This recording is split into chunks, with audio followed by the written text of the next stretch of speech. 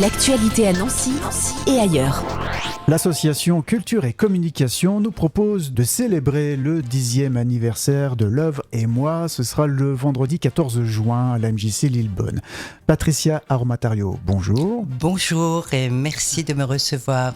Vous êtes présidente de l'association Culture et Communication. Oui. On a déjà eu l'occasion de vous accueillir pour parler de ces différents rendez-vous. Et là, eh bien, c'est un anniversaire. Alors, c'est le 10e anniversaire d'une manifestation qui a été créée en 2014 par Nicole Granger.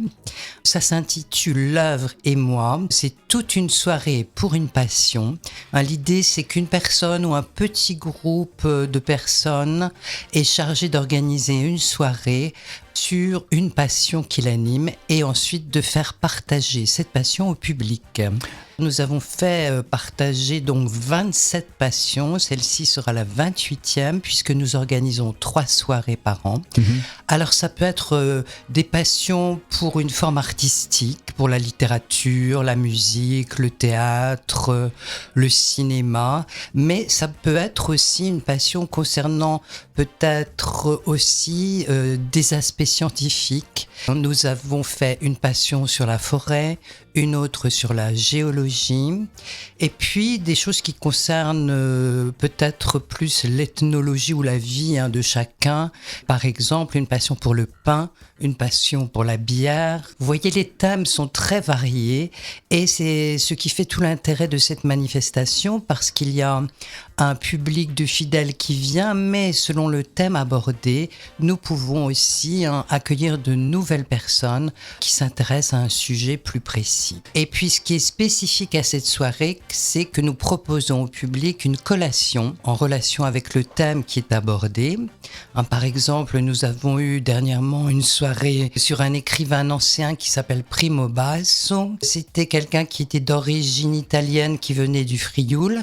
Et à l'occasion de cette soirée, nous avons réalisé une polenta qui est une spécialité du Frioul, par exemple. Et cette collation, c'est vraiment un moment d'échange, c'est très convivial. Ça permet aux intervenants de rencontrer les spectateurs, aux spectateurs de se rencontrer. Donc c'est très précieux pour nous, à chaque fois, à chaque manifestation, de proposer ce moment. Ce 10e anniversaire va se célébrer le vendredi 14 juin, donc toujours à la MJC Lillebonne. Qu'est-ce que vous avez prévu pour ce 10e anniversaire ? Pour ce 10e anniversaire, nous avons prévu un parcours de lecture et de musique. Oui. Et pour terminer, nous avons invité la fanfaronne. Vous la connaissez, c'est une fanfare d'ailleurs qui a aussi son siège à Lillebonne. Nous avons invité des comédiens de Nancy, comme par exemple Emmanuel Tonnerieux qui a créé la compagnie Tiramisu.